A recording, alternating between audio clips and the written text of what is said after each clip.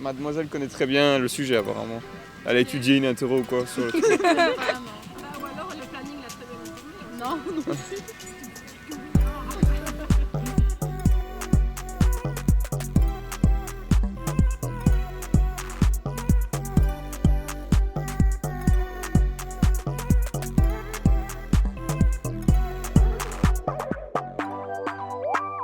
La Journée mondiale du sida ou Journée mondiale de la lutte contre le sida est une journée internationale consacrée à la sensibilisation de la pandémie du sida. Elle est organisée tous les 1er décembre. Cette journée fut établie le 1er décembre 1988 par l'Organisation mondiale de la santé, l'OMS. Et le droit de tenir cette manifestation chaque année a été approuvé par l'Assemblée générale des Nations unies. Mais en fait, le sida c'est quoi ? Le sida, appelé aussi VIH, est le virus de l'immunodéficience humaine. C'est une IST, c'est-à-dire une infection qui peut se transmettre lors de relations sexuelles, comme par exemple l'herpès, la chlamydia ou la syphilis. Rappelons qu'il est toujours intéressant de se faire dépister de toutes les IST quand on réalise un dépistage, car on peut en avoir plusieurs en même temps. Mais le sida se transmet aussi par le sang, notamment via les échanges de seringues. Attention donc aux piqûres en soirée ou en festival. La particularité du VIH est qu'il s'attaque aux cellules du système immunitaire, c'est-à-dire aux cellules qui protègent le corps contre les attaques de maladies et autres infections. La vidéo que vous allez voir cette fois-ci est un peu différente des autres. Dans ce trichomotoire, les réponses données par les jeunes sur le thème du sida sont erronées, pour la plupart, pas tous évidemment. C'est pourquoi Elsa du planning familial de Oui va répondre à certaines questions tout au long de la vidéo, afin que vous les jeunes, derrière votre petit écran, reteniez les bonnes informations. On reprend. Que veut dire être séropositif ?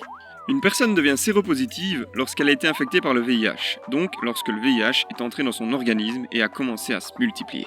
À partir du moment où le corps d'une personne est en contact avec le VIH, son système immunitaire réagit en produisant des anticorps spécifiques pour combattre le virus. Comment dépister une infection au VIH ? Eh bien, on effectue une analyse de sang pour voir si ces anticorps qui combattent le VIH sont bel et bien présents dans le sang. Lors de ce dépistage, 2 résultats possibles.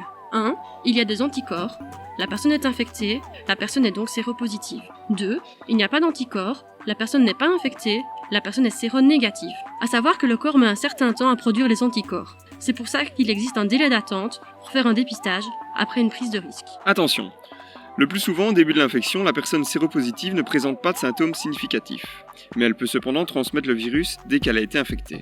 Ainsi, le dépistage consisterait bien en une prise de sang, mais il y aurait également un frottis pour les personnes ayant une vulve ou un échantillon d'urine pour les personnes ayant un pénis, pour détecter chlamydia et gonorrhée, qui sont les IST les plus fréquentes chez les jeunes. Le délai d'attente pour réaliser un dépistage varie selon l'IST concerné, mais afin de pouvoir toutes les détecter, il est en moyenne de 6 semaines. C'est quoi être malade du sida ? Une personne infectée par le VIH est dite malade du sida. Lorsque son système immunitaire commence à s'affaiblir de plus en plus et qu'il ne réussit plus à protéger cette personne contre les maladies et autres infections. C'est à ce moment-là qu'apparaissent les maladies opportunistes. Ces maladies dites opportunistes sont des maladies qui profitent que l'organisme soit sans défense pour l'attaquer comme notamment des cancers, la pneumonie, la tuberculose. Aujourd'hui, si elles prennent bien leur traitement, les personnes infectées par le VIH restent séropositives et ne tombent jamais malades du sida. Les médicaments permettent de stopper l'évolution du VIH et son impact sur le corps, ce qui offre une meilleure qualité de vie aux personnes séropositives. Par contre, les médicaments ne permettent pas de se débarrasser totalement du virus. Du coup, la personne reste séropositive. Et quoi en Belgique ? Chez nous en Belgique, l'infection au VIH est considérée comme une maladie chronique, c'est-à-dire une maladie dont on ne peut pas guérir totalement et pour laquelle on doit suivre un traitement à vie. Alors le sida, t'en penses quoi ? On va voir ça de suite. Salut les gars, c'est le trichomotoire. Aujourd'hui, on est le 1er décembre et c'est la journée internationale de la lutte contre le sida.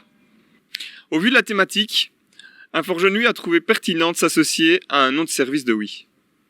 On va aller voir le planning familial de Oui.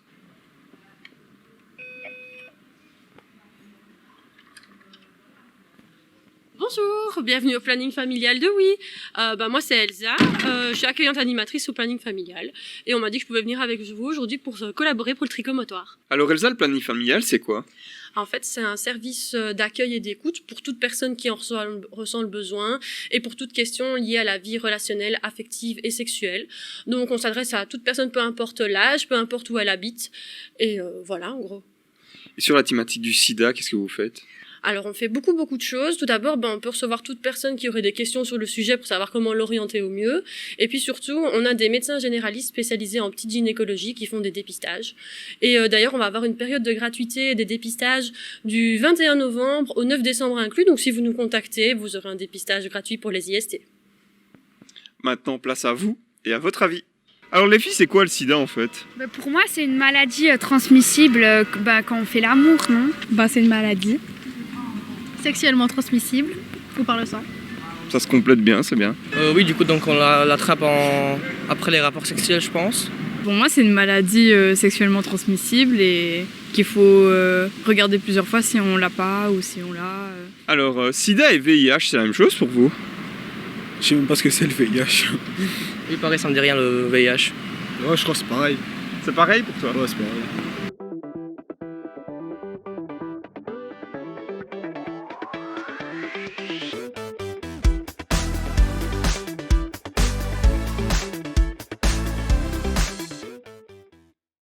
Vu des réponses qui ont été données dans la vidéo que tu viens de voir, il nous a semblé intéressant de définir qu'est-ce que c'était le sida, le VIH, et de parler des différences qu'il pourrait y avoir entre ces deux mots. Il faut savoir que le VIH, c'est le virus de l'immunodéficience humaine.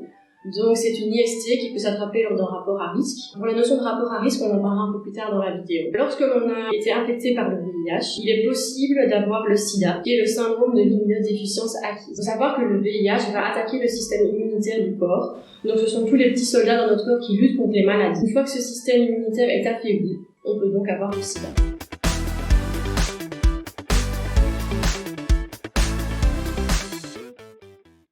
Et vous pensez que ça peut se transmettre par autre chose que les rapports sexuels? Non, parce que par la bouche, c'est trop minime et non. Les rapports sexuels, c'est le seul moyen de choper le sida? Non, je crois que c'est aussi par la transmission de sang, non?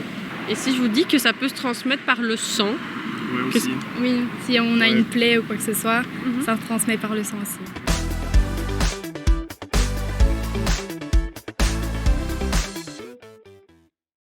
Maintenant que nous sommes au clair avec les définitions du VIH et du sida, il nous paraît intéressant de se poser la question de comment on peut attraper le VIH. Le VIH peut s'attraper lors des relations sexuelles via les sécrétions vaginales et le sperme, mais il peut aussi s'attraper via un contact avec du sang.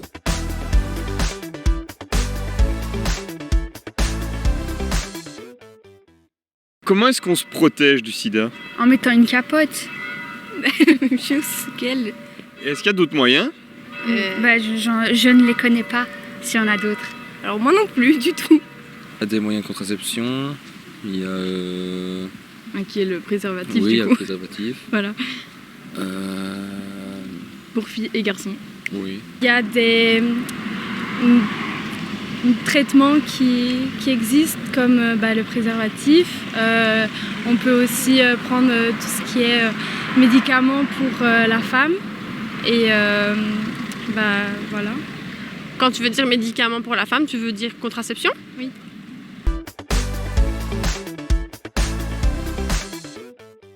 Alors, comme tu viens de le voir, pour se protéger du sida, il existe plusieurs choses. Il y a quand même des choses intéressantes qui ont été citées, comme le fait d'utiliser un préservatif, qu'il soit interne ou externe. Il faut savoir qu'on peut aussi utiliser un carré de latex, et ce, lors des relations sexuelles, que ce soit lors d'une pénétration, d'une fellation, d'un cunnilingus ou autre. Par contre, au niveau des moyens de contraception, il faut savoir que seuls les préservatifs internes et externes protègent des infections sexuellement transmissibles. Donc la pilule n'est pas du tout une protection contre les IST. Par contre, il faut savoir, comme on l'a dit, que le VIH peut se transmettre aussi par le sang. Donc il faut faire attention aux échanges de seringues, et notamment aux agressions via les seringues lors des festivals, par exemple.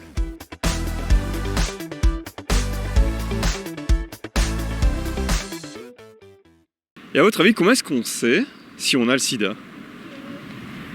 On peut aller demander à notre docteur, non? Docteur généraliste, ouais. Oui. Ouais.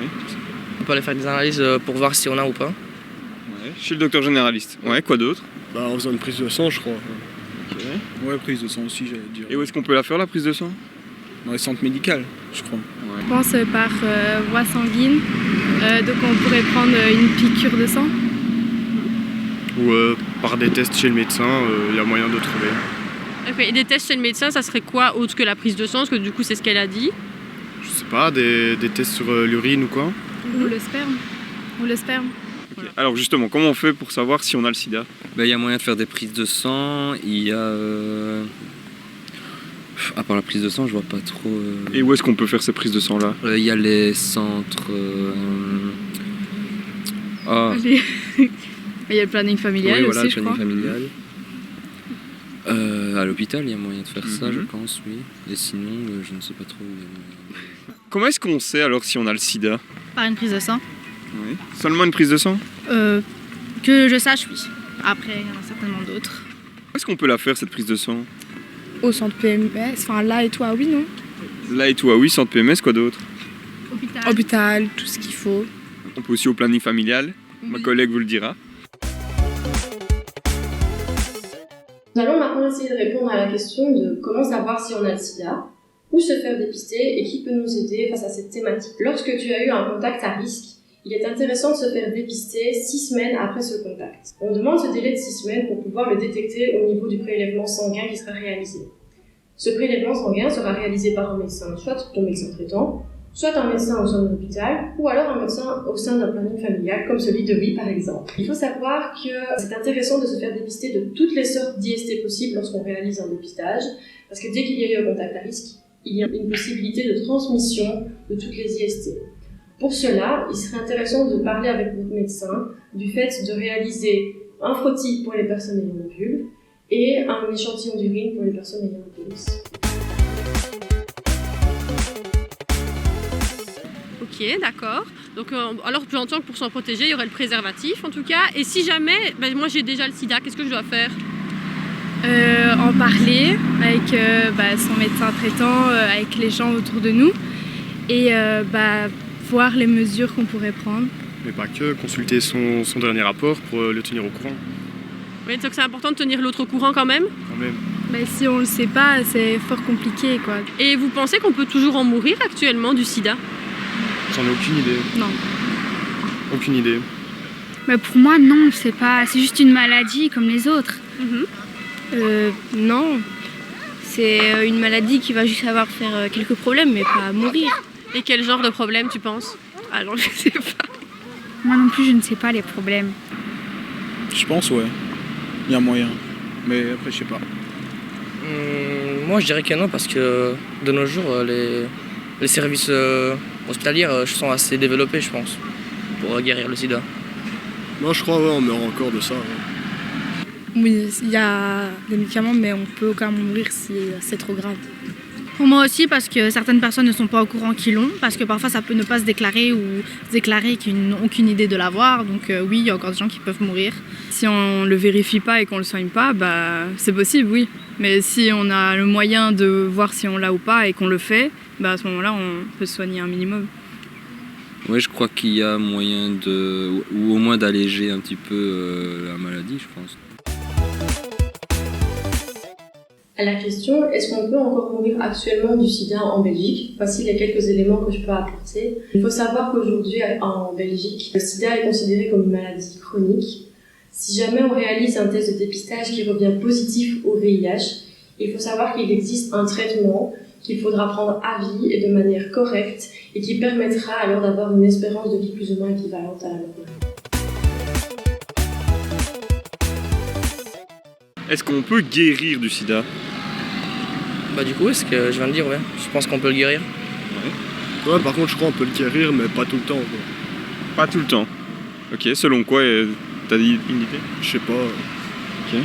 Moi, je crois qu'on peut le guérir parce qu'il y a beaucoup de façons de se guérir, avec les traitements et tout. Donc, je pense que ouais, on peut.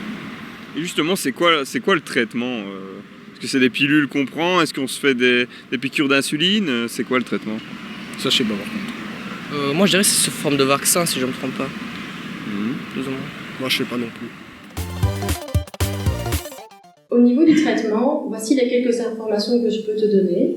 Ce traitement sera prescrit par un médecin. Il rendra la maladie indétectable et donc intransmissible, et il permettra que cette maladie ne se développe pas davantage et donc elle ne devienne pas le sida. Pour cela, il faut prendre le traitement correctement et ce toute sa vie. Pour plus d'informations, je te conseille de te rendre sur le site de la plateforme Prévention Sida. Si vous mettez dans la peau d'une personne séropositive, est-ce que vous pensez que du jour au lendemain comme ça, vous allez subir de la discrimination. Ouais, vraiment, si les gens le savent, il y a beaucoup moyen d'être rejeté et tout dans la société de maintenant. Oui. Ok. Tu crois que ce serait quoi comme discrimination d'être rejeté, c'est-à-dire? Que les gens ne s'approchent pas de nous, peur de l'attraper, qu'on perde beaucoup d'amis, plein de trucs comme ça. Déjà, je pense que je le dirais pas aux autres, à part à des membres proches de ma famille et quelqu'un avec qui je l'ai peut-être fait qui pourrait être porteur aussi de la maladie du coup. Mais sinon, je le garderais pour moi. Donc, vu par la société, je pense pas que j'aurais beaucoup de regards ou quoi. Et je ferais tout pour me faire soigner au plus vite en fait. J'irais faire une prise de sang en premier et voilà. À ça, je ne saurais pas répondre parce que j'ai jamais eu affaire à des cas de sida. Du coup, voilà. Et tu crois qu'une personne qui a le sida, elle s'est marquée sur son front?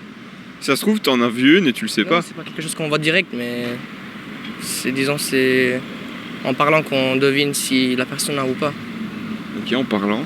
Ouais, moi je crois pas qu'il y aura de discrimination parce que c'est une maladie, il n'y a pas quelque chose de grave. Je pense qu'au jour d'aujourd'hui, ça fait peur parce que les gens ne connaissent pas assez donc, la maladie. Alors qu'au jour d'aujourd'hui, il y a des médicaments pour justement ne pas le transmettre sexuellement parlant, même sans capote. Moi, je le dirais pas non plus à tout le monde, genre 2-3 personnes en qui j'ai confiance ou mes parents, mes grands-parents, mais pas trop de monde non plus.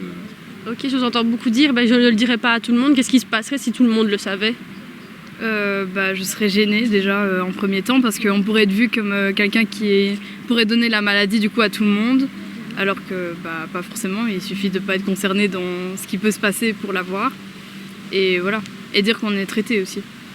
Oui, c'est ça, c'est la façon d'être vu par les autres, ce qu'on pourrait penser de nous si on le disait plus. Ok, donc vous pensez que si on est malade du sida, on subit des discriminations alors? Oui. Pas exclu si on ne le dit pas aux autres, mais... un peu rejeté quand même. Ouais. Un peu rejeté parce que c'est mal vu. Qu'est-ce qui fait que ça serait mal vu?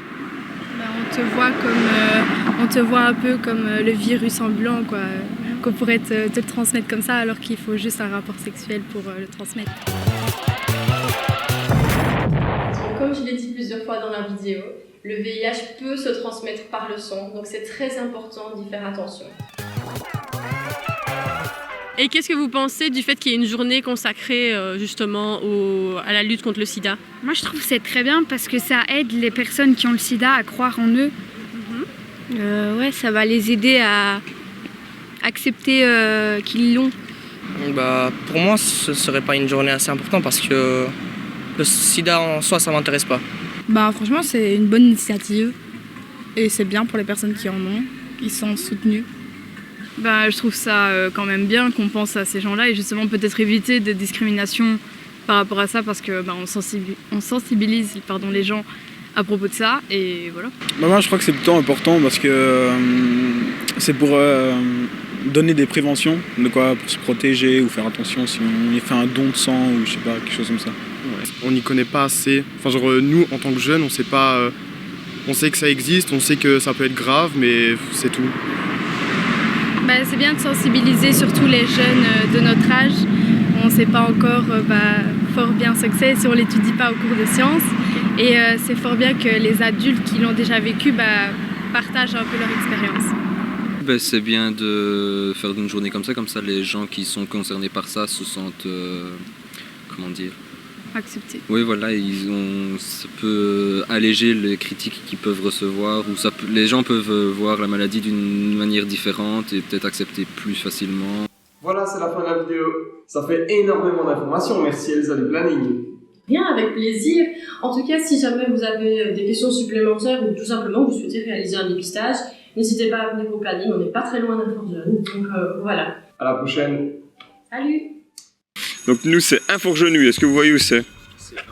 Inforgenouille. C'est tout près du casino, vous voyez le petit casino ici, oui, sur la route du Kiwi. À côté il y a l'atelier rock au-dessus et il y a Inforjeune en bas. Donc on est là pour répondre à toutes les questions que vous posez par rapport à l'enseignement, par rapport à